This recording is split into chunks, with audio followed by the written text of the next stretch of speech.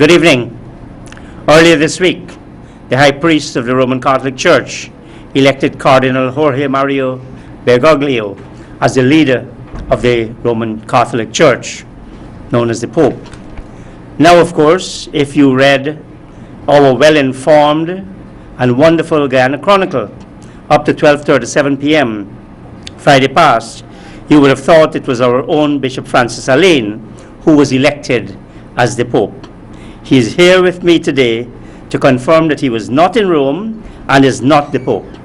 It takes real generosity to forgive such incompetence, if not stupidity. Anyway, Bishop, welcome to Plain Talk. Thank you, Mr. What was your reaction, not to the Chronicle, to the reaction of the election of the new Pope? And you might want to tell me, before you get there, sorry about this, the resignation of his predecessor, who is now the Pope Emeritus. Okay, so coming back to Pope Benedict, I really admired what he did in terms of submitting his resignation. By stating that the office required a level of energy and attention which he felt he could not bring to it, given his age and state of health. So I really do admire that, and I think it was a very brave, because it was unprecedented. Yes. And as he made way for new leadership, there were a number of names that I had seen, and of course various sources suggested, people that, and I saw a list of 10 that each of them had tremendous qualities and could have brought a lot to that office. He was on the list, so he certainly was in the sights of the wider Catholic population, and more particularly the cardinals or the curia in Rome. The fact that the election went quite quickly, would have shown that his name was, highly considered by the majority of cardinals. Of course, it's all shrouded in secrecy, Yes. but it is said that he was the runner-up to Pope when Pope Benedict was elected about 8 years ago. Yeah, that was 2005. Yes. It was. We'll never know. But you'll never know. So what indeed was your reaction? No, I was very happy to see. I don't know him personally or much about him. I have met. So you've never met him? I've never met him. No, I've met one or two others, and if they had been selected, I think it would have been a very good choice. Subsequently, what I have read about and what has been said about, Cardinal Bergoglio, I think he is certainly will bring something very special to that office. Yeah. There were many firsts. We hear lots of the firsts. One of it is that he's a South American Pope. Now, is that good or bad that people start thinking of the church, which should be a unitary church in terms of geographical segments and nationalistic sentiments? Well, in the 60s, when they had the Vatican Council, this was something articulated, in terms of giving more recognition to a local church, and giving recognition to culture, that these things that form the life of people, that they become part of the character, the ministry, the worship. And prior to that, everything was very uniform the world over, wherever you went. And so that one even would have, left out or moved away, or sort of, you would have left your culture at the door of the church and come into this culture of its own. Yes. But which was essentially a Vatican, well, European culture.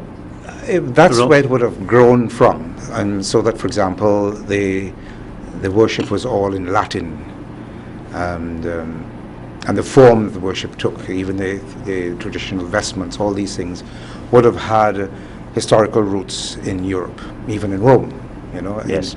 in Roman culture then. So Vatican II gave much more recognition to the national identity of the church, or continental.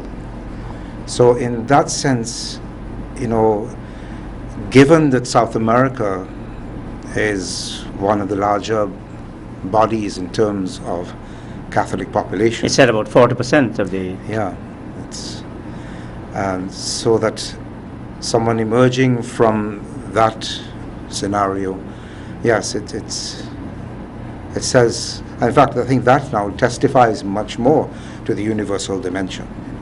But it's not going to lead to Asia perhaps saying, well, it's our turn now, Africa saying it's our turn now? Well, I don't think necessarily the very fact that another national body is recognized in the Pope, it in itself recognizes all. Because certainly in that run-up too, there were some, you know, individuals from these other continents. Yes. That were certainly, you know, in line and good candidates. And this doesn't make them any less that, or doesn't in any way diminish the life of the church in these other places. I think this just further emphasizes the value of the nationality, the culture of the local church. It's also the first time a Jesuit, a branch of the church that is not usually known for accepting offices, it's rather for education, learning, pastoral work. Am I correct in saying that? That's how the Jesuits are known, and they don't usually accept high offices? That's true. That is part of their, how to say, their statutes, if you like. They would tend to stand away from those things, yes. But called upon to assume responsibility in obedience and sort of respecting that something more is being said than what you may prefer, then you see this response.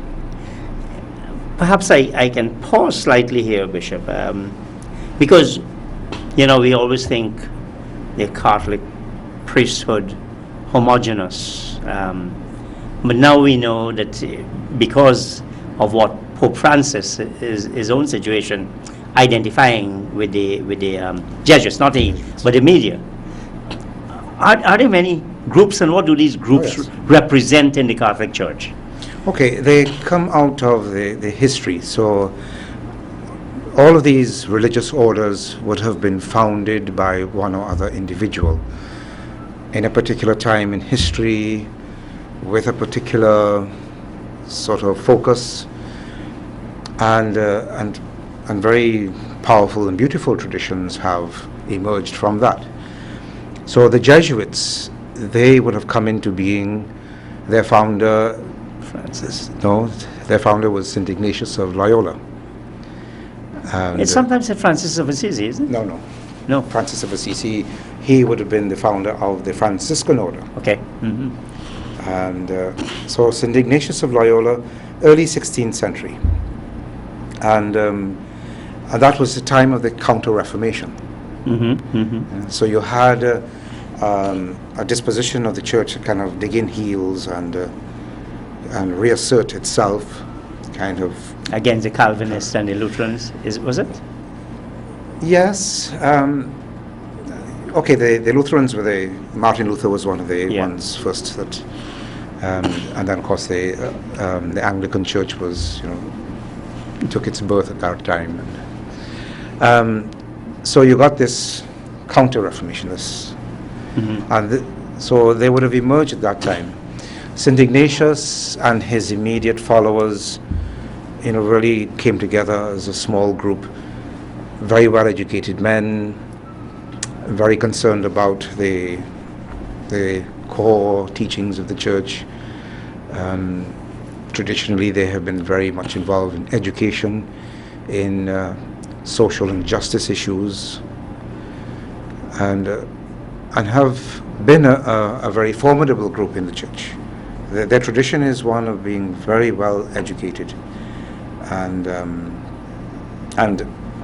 not to be afraid at some of the forefront of the sort of key issues in the world, not only in the church. So Cardinal Bergoglio coming out of that tradition, and he himself was the religious superior in Argentina for some time. So certainly, again, a man at the forefront of the Jesuit spirituality and ministry. Now, I mean, you have other traditions. For example, among the women, you have here in Guyana the Ursuline sisters. They are known for looking after St. Anne's Orphanage, and they were very involved with education, St. Rose's. Their foundress was particularly concerned about women having access to education, because in the time when she lived, this was not the norm. Women were overlooked. They were just expected to take up housework. And here you have this individual emerging and taking a stance, taking initiatives, gathering people around her, and out of that, a powerful tradition of women giving their life, primarily education. Not exclusively, but primarily. How do you, as head of the Roman Catholic Church in Ghana, find it as coordinating all these different arms of the same body? Okay. All right. Just again a little distinction here. These religious orders, such as the Jesuits or the Ursulines, we have also a small religious order from Argentina. A group of priests, they work out in Charity in Santa Rosa. They can develop work and ministries out of their own charisma. Or they can come to a bishop and say, we are going to make ourselves available. And then I would say, okay, then I need people to do this or that. And we have both of that here. So some of these groups, they are doing their own work, and I don't have to, be overseeing or looking after or managing in any way. They are quite autonomous. However, they do come under the umbrella of the Catholic Church, and it is required that certain norms within that are adhered to. So they're looking over all these things. What I do is communicate with these groups and share with them as much as possible what we see together as being the reality, the needs, what is available in terms of resources, and where can we, plan our initiatives, where should we put our energy, where do we need to have personnel. How difficult is your job, given what you've just said, having to oversee all that work, and people with different emphases and different focus? Yeah. Well, that I find enriching, that you have different spiritualities, different traditions, and of course you have people who will have a different perspective on things. I personally value that, and because repeatedly it has happened that as I share something with my advisors, they would see things that I don't. So I need to hear that, the other perceptions or perspectives. In terms of challenge, it has been very, very interesting for me, because I was not brought up in this church or in the culture. So coming into the Guyanese culture 9 years ago, into the church culture of Guyana, different from what would have been the Catholic culture in Trinidad. So it was a very steep learning curve, just to tune into this. And I'm not over the hill yet. It is. Yeah. Are you at the top of the hill? I would like to think so, but I wouldn't, venture to say that. So, for example, my background, I had no pastoral experience whatsoever. I'm also from a religious order. I'm a Benedictine monk. Yeah. And I lived 30 years in a monastery, in a religious community. And a lot of my work was in agriculture. So coming from that background into a new culture and being asked to oversee the church with its own very special history, you have to kind of really change gear. Then you must have some sympathy for Pope Francis, moving out of, he was pastoral in Argentina. Yes, so they're very, very much so. Yeah, but he moved, he was entirely Argentina. He's gone to Rome. Sure. And therefore, he is now, with all these different interest groups, the strands of the church pulling at different sides. Sure. However, one of the strong points in his favor is that he has a good background and experience working in different departments in Rome. He's been on various commissions. Yes. And dicasteries and so on. So that, he would have a good sense of the universal church. Sure, going into the hot seat. Going into the hot seat is very different now, of course. Oh yes. That's where the buck stops.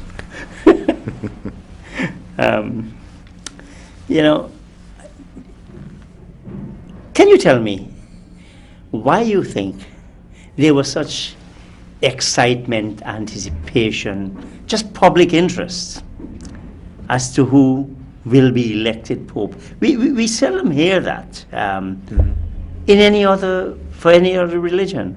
Sure. Why do you think it generated such interest?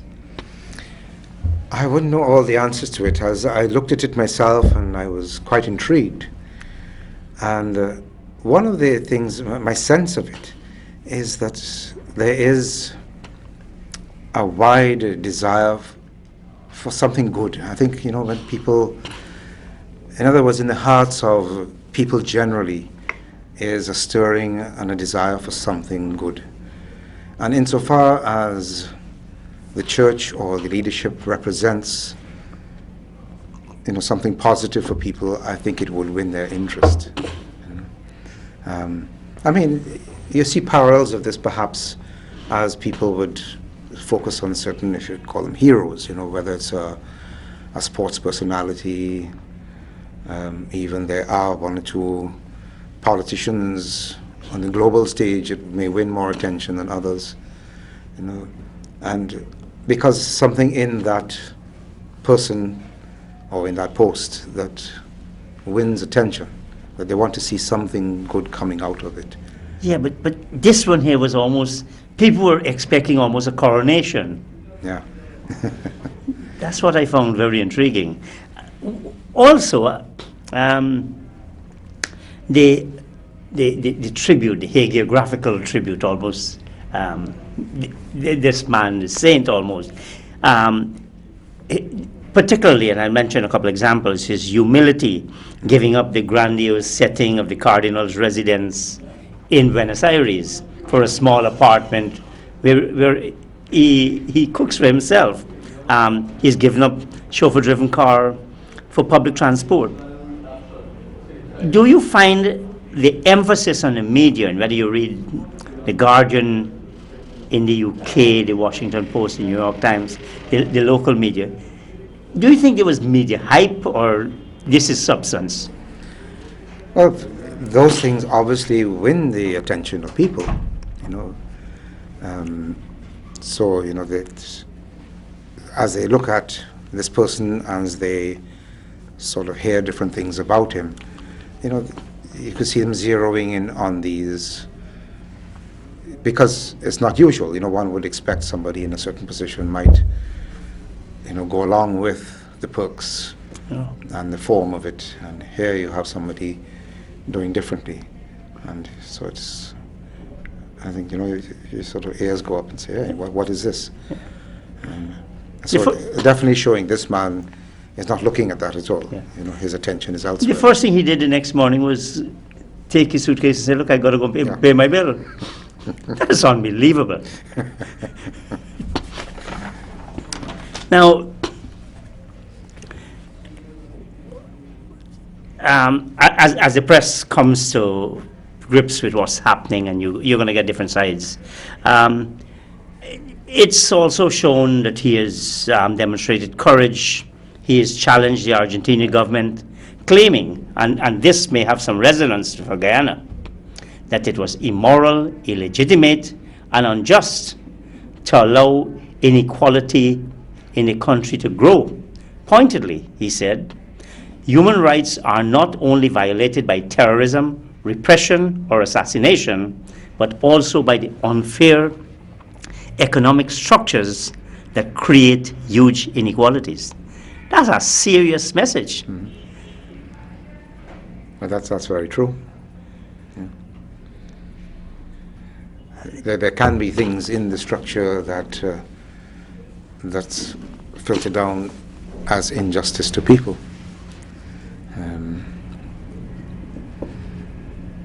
So, I mean, you are in finance yourself, you probably have a better idea of some of those things as it applies to the financial world. This is almost liberation type theology, isn't it?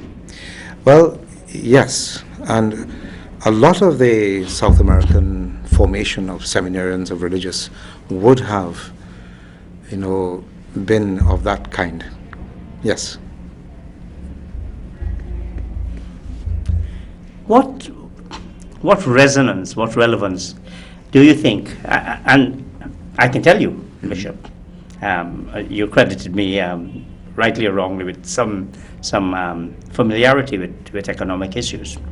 There's clearly serious disparity, and a growing disparity, growing inequality, with all their social implications in Guyana.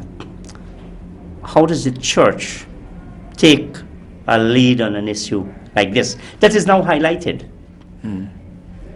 That this kind of unfair economic structure is itself a form of a violation of human rights. Okay. I would not be qualified to pronounce on what the specific structure is as it pertains to Guyana. But you must, and structure happens to be maybe just a good pun at this stage. You see the kind of structures going up in Guyana against the shacks that we also have. They're reasonably good indicator of inequality and disparity. Oh yeah, okay, sure. All right, but then you do see also, I mean, if you're talking about taking as a gauge, the lifestyle of people, as they say, well, what sort of houses they're living in, are they driving cars, do they have access to these things, cell phones, or the way they dress. My own sense is that there is quite a bit available to people generally, and so even as I've been to housing areas and so on, and worked with some people in terms of getting house lots and what effort is needed in terms of working towards having a dwelling and so on. My sense is that it's fairly widespread in terms of what is available. Now, insofar as the ability of some people to accrue and to use questionable means, and that's it's not, I don't know, it's not part of the system. It's it's a part of what does happen. If it happens too often enough, people think that it's part of the system. Yes, I hear that. Yeah. I mean, but my sense as I would raise questions like that, why? It's not because the laws or the sort of guidelines are not there to protect. It's that very often what I pick up people saying and reflecting on or complaining about is that those things are not overseen sufficiently, so that it can give scope for the more powerful to take advantage. Now, I mean, one example of that, as I hear, I mean, and again, I'm not privy to a lot of the detail, but I go out into the interior and you hear what's happening with the use of the land in terms of mining, you know, and who has the clout, the power, the resources to move in and do certain things, and you see at risk the indigenous communities in these areas. What's the response to the church, or what should be the response of the church in those circumstances? It should be to bring it into conversation and speak about it. I mean, and at least as a first measure, I would always hope we wouldn't have to go beyond dialogue, some sort of conversation. But when you see these things, to call it out, say, well, this is what we are seeing, you know, and we think it should be otherwise, and perhaps offer some measures or suggest measures that would protect or would better manage in what ways different groups might have to interface and so on.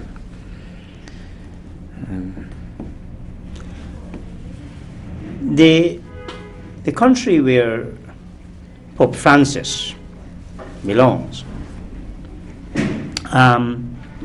shared the excitement and exhilaration, but yet from that country have come the criticisms accusing the Pope of not standing up to the junta that ruled Argentina from 1976 to 1983. And you know, when we had the people just disappearing. Sure. From what you've read, and lots of this is now coming out, do you think that those kind of charges will actually harm the Pope and harm the Church? Well, if in fact the Church can legitimately be called to account for negligence in any way, you know, that we just have to, you know, take that as it is and answer to it. I'm more interested to find out, well, what more was going on, you know, what in fact was the Church doing, or where were they? As often happens as we look at history, sometimes there are factions of the Church that would be sympathetic and sometimes blind to what the ruling power is doing. And in the same Church, you have others who are seeing other realities and calling them out. In South America, generally, the Jesuits have a very admirable tradition of, you know, standing and to the point of death, you know, when they see and have seen and stood with the people on certain issues. Others have been, you know, negotiating behind the scenes and so on. So I don't know the detail here where this particular individual was at those times and what part he was playing or not playing. Yeah, in fact, the accusations are being made particularly in relation to two Jesuit priests who he did not stand up for. But the Vatican today, Friday, has issued a statement denying, explaining, clarifying. So I guess as the days go on, we will hear some more. Yeah. Let's take another break. I'm speaking with Bishop Francis Alleyne, the election of the Pope.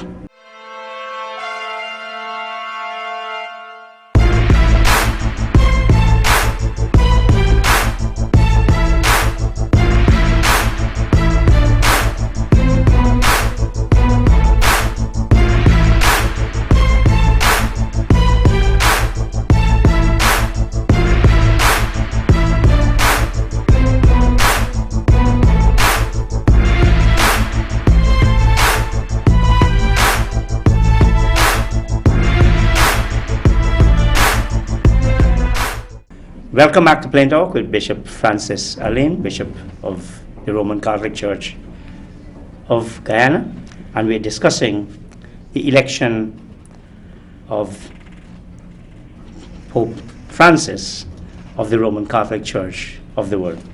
Now, the Pope has been, as we've just read and discussed, he's been progressive on economic issues. But in terms of social issues, he appears to have been quite conservative. For example, he fiercely opposed Argentina's decision to legalize gay marriage in 2010, perhaps the single social event so far, the signature social event so far of this century. Comments? Well, and when you were, if I may, Bishop, when you were in Plain Talk the other day, we kind of hinted about this issue of gay marriage and that is before us right now, and that is, we'll be coming to the National Assembly and perhaps being examined in terms of legislation. The Church, nevertheless, still takes that stance of not condoning this. We first of all have the greatest respect for people. It's not for us to judge anyone, whatever their choice of lifestyle, and which would include choice of marriage, shouldn't it? Okay. Should I be free to marry who I want? Right, but even personally, and I think that, and I mean this is my personal, but it reflects to the Church's stance. I would prefer to reserve the word marriage for male and female. For me, the definition of the word marriage includes procreation. Now, if two people of their own want to establish some sort of relationship or contract or whatever else you want to call it. Civil union, I think. Civil union is another. And I've heard local groups say that would be the preferred thing. They don't want to mimic the Americans? No. In other words, there's a lobby within the whole thing of rights that to have a sort of parallel system of marriage and family. So the thing of calling it marriage, of being able to adopt children and so on. And there is another lobby that says we are different and we are not going to want to adopt any of the forms or suggest that we are the same as what has been the traditional understanding of marriage and family. And so that would be my own stance. The preference that if we use the word marriage, it is very specifically referring to man, woman, family, procreation. Apart from your own stance, it seems that that's the stance of the Catholic Church as well. Is that correct? Yes, I would say yes. But isn't it true that the Catholic Church is opposed to contraception? And Bishop Francis appears to be less than strong on that particular issue. Bishop or the Pope? The Pope, sorry. I don't know, the chronicle. Yes, the Pope. Is there some ambivalence in the hierarchy of the Church? Because I read a survey a couple of days ago, and it said these very Catholics, and the American Catholics do attend church, yet they would use contraception. Lots of the rules of the Catholic Church, they breach, but they're loyal to the Church. Do we have that kind of conflict, not only in the laity, but also at the higher levels of the Church? Certainly you'd have voices coming in from different angles and different perspectives. Okay, but the Church's teaching, I think more that people do understand where and why. It's not just a rule, you have to do this or else, but this is a teaching coming from an understanding of humanity, anthropologically, spiritually, and in faith we define ourselves as children of God. And so when you kind of explore the depths of what that means, then you come to these conclusions that, contraception, the very word, it's we hold life to be very sacred, and from its very, conception. So that's something contra to that, we would say, well, it is contra, Yeah, but the point I was making, the many Catholics Sure. violate that all the time, and as we were saying, Pope Francis has, from the media, it does appear that he's not strong on that as he was on this issue of the legalization of gay marriage in Argentina. Okay. Well, again, context. The Church, I think, is still very clear on its teaching of this, and I do believe. And yes, I hear what you're saying about that sort of conflict or contradiction, that you have Catholics loyal, but not agreeing with and going ahead and practicing, whether it's contraception, and I still believe that if people understand or have an understanding of why the Church teaches these things, it would sort of close the gap of confusion or of people going and sometimes feeling very guilty about it, still opting for what is not counseled or what is counseled against, and yet going ahead with it. Partly that's the pressures of the world today. People have to deal with their own situations. But the Church has to provide the leadership well to the people sure. dealing with their daily lives. Yeah, and I do think that one of the important things for leadership in the Church is precisely to put that knowledge and understanding into the hands of people. That I think there was a model of church in a previous era that we used to say, pray, pay, and obey. So you didn't question things. Today that's different, and certainly with the Vatican Council 60 years ago, 50 years ago, that was, really encouraged that people take greater responsibility for their faith, for their life, as you do with everything else in life. And therefore, when it comes to these issues, pay attention to it and what the Church says, and don't just kind of throw the blame on the Church or make excuses, say, well, no, this is what I believe, really, and it's out of my conviction. I'm making this choice on my own, and I understand, as the Church has given guidance in that direction, I now grasp what that is. Now, coming back to the contraception thing, and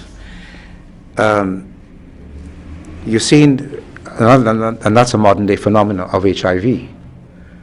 So the African bishops, for example, have, keep open a debate there of the use of condoms, in that context of HIV.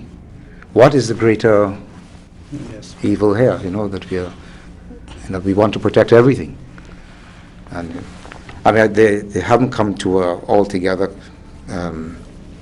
sort of statement or promulgation of the Church's teaching to say this is okay, or that's still in debate. Given the problems the Church has been facing, and you've got to be living on another planet not to realize the Catholic Church has had serious problems, Sure. Particularly with its priests. Is a 76-year-old man the kind of personality the Church now needs to address the many problems it faces? Well, I don't think the age factors in here too much. If he, certainly in his favor, the age would provide the experience and knowledge. To all appearances, his health seems to be up to carrying out this responsibility. But I judge that this person would have a good grasp on what these sort of burning issues are, what they have been, what the church has done or failed to do in the process. So that would be my sense of it. I think he would have the wherewithal to bring something very sort of pertinent to it. We're not just speaking platitudes and so on, but really, this is what it is. These are the steps that need to be, encouraged in arresting and turning things around, bringing about alternatives to these things. How do you think history will judge Pope Benedict? His tenure was a short one. Tumultuous. Yes, but that's the times we're in. And yes, and tumultuous because a lot of those difficult things came to a head just when he took office. During his tenure, I have been very impressed with his writings, which shows a tremendous wisdom, understanding of things, really pointing the church back to an identity of deep spirituality and especially deep compassion, a very strong sense of what is so powerful about the church. I keep saying this to my own flock. We come out of an extremely rich tradition, and that is what we need to be faithful to and understand it well, so that we can, in this day, be faithful to that richness. And I think he grasped that very well. His writings certainly reflect that. And I think, as I say, as history looks back at him, I believe that will stand out. Some of the challenges facing the Bishop Francis, the reform of the Curia, what seems to be almost a royal court, very secretive, small, powerful group of people ruling this big global bureaucracy. The Vatican Bank. So lots of problems.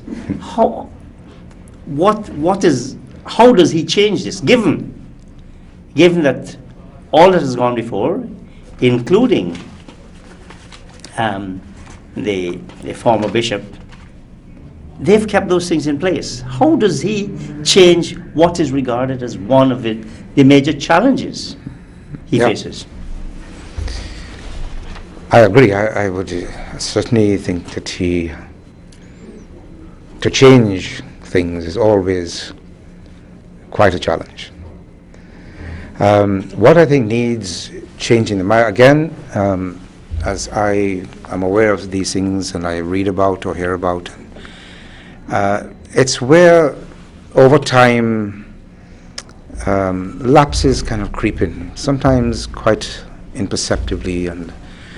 But for example, a couple of years ago, I sat with my own clergy and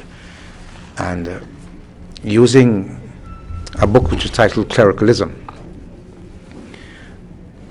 Together I wanted us to examine what is really the nature of our ministry.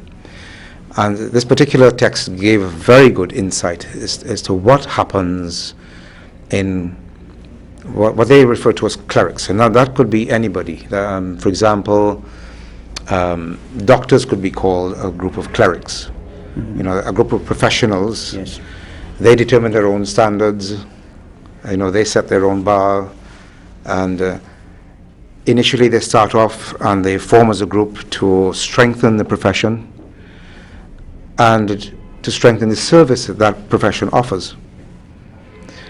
But in time, as I say, and this can happen to any group, this could happen to lawyers, it could happen to accountants, over time they begin to enjoy the privileges that come with the title, and very often they go for titles, and and the sense of power takes over.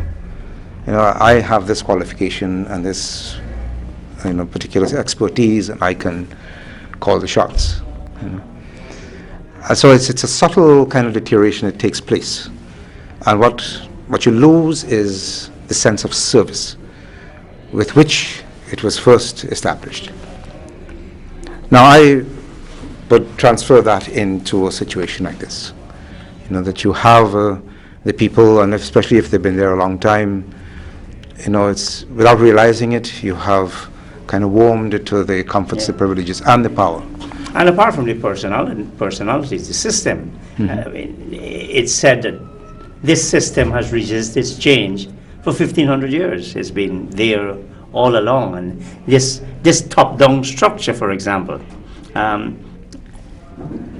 that model of management and governance is no longer regarded as beneficial or valuable. No. And that's why I was saying earlier with the Vatican Council 50 years ago, that will address that. And that's why a lot more attention and autonomy went to the local churches, the national churches, and even the parochial, and but that's taken a long time to filter down, and one of the realities is that even though you go to your people and say we want to change, even that is very difficult, when they're accustomed to one thing and going a certain way.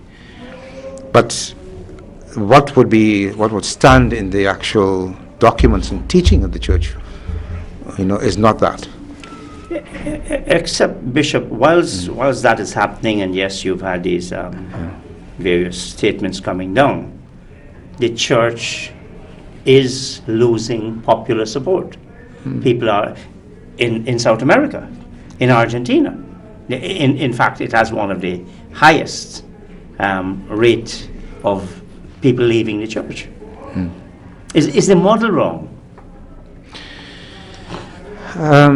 I don't think so. It's okay. As I understand it, the way that the documents of today would encourage us to be church. It's what we call ecclesiology. It's a whole theology of being church. That I find is sound. It is how that now is offered that might work or might not work. So again, I'm aware of the fact that you do have a movement of people from the Catholic Church either just kind of stepping aside with disinterest in religion as such, or perhaps looking for something that they may find in another tradition.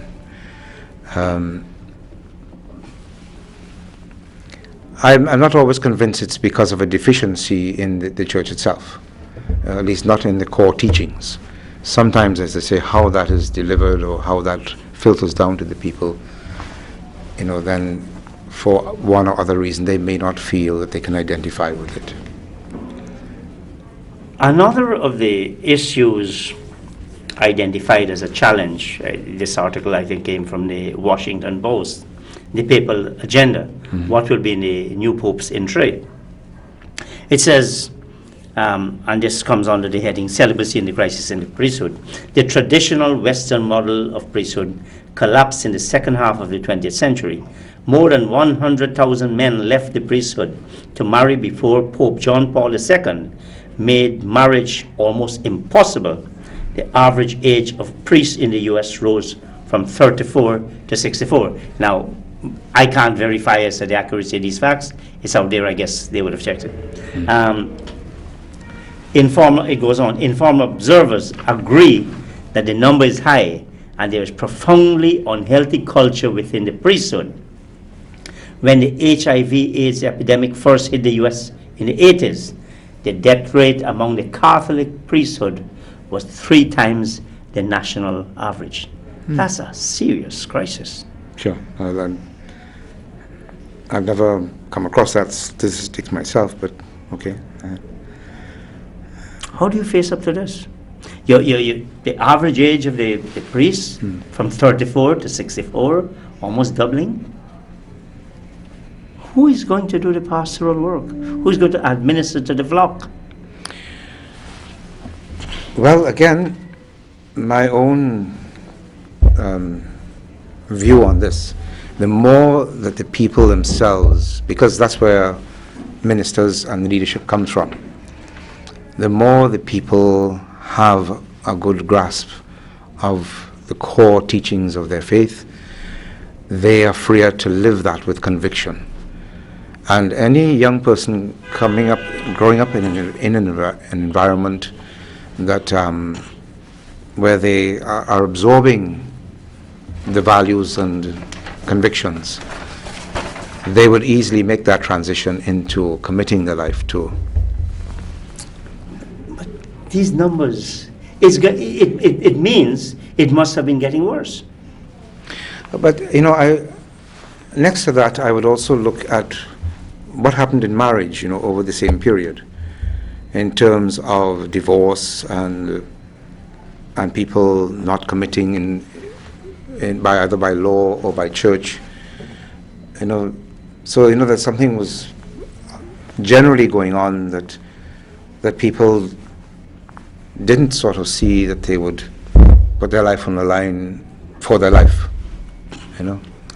But Bishop, when a crisis hits people, yes, and I agree, society, that's the time you want to turn to your church, to your pastor, and the priest, Sure. and he's not there.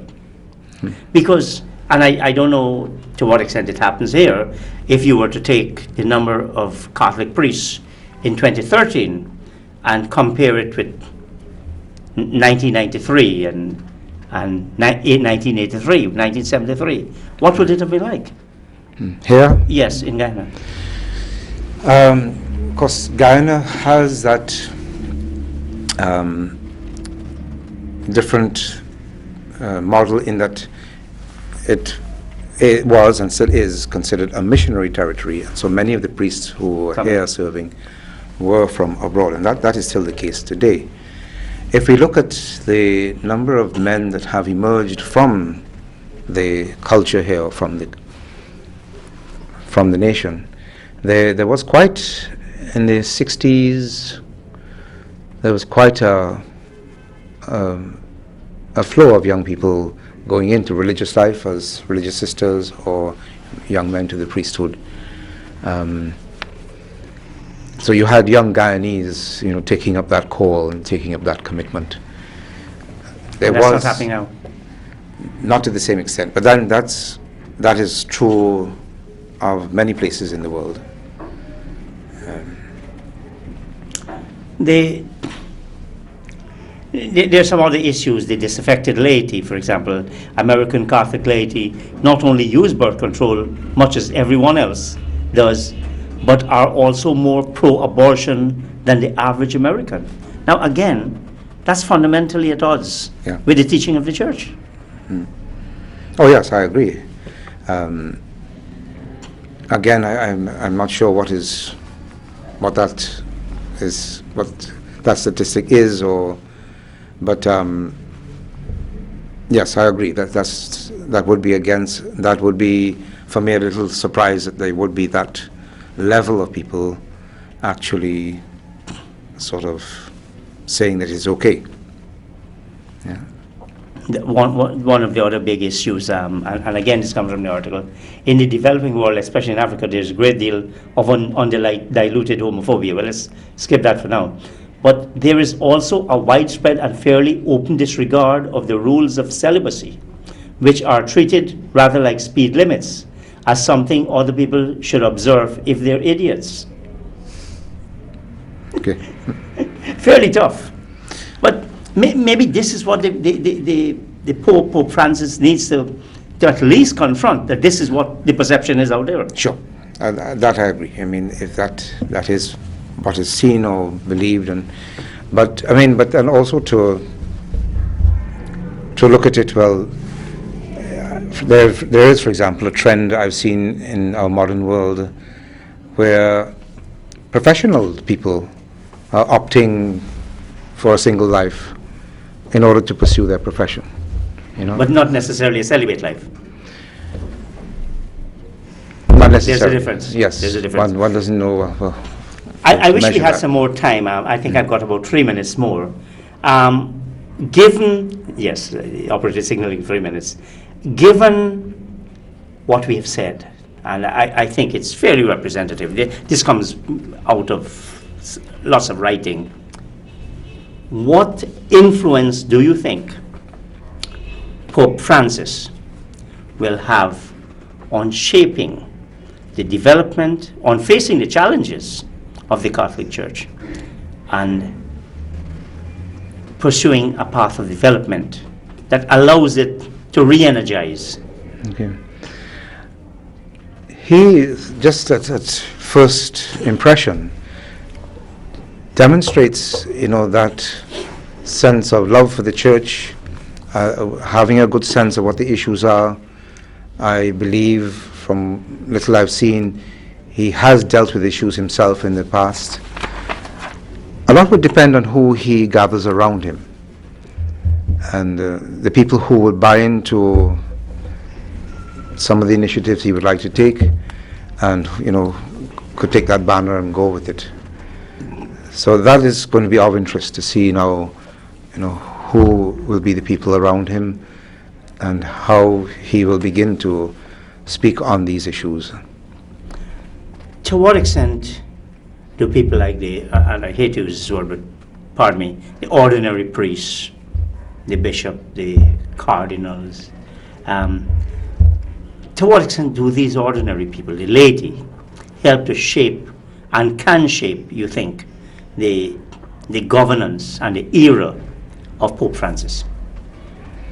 I would hope that would be the case, because there's so much. I mean, the people are the church, and in certain parts of the world, you have many of the laity emerging very, very savvy about their faith or about things about the church, and making very considerable contributions.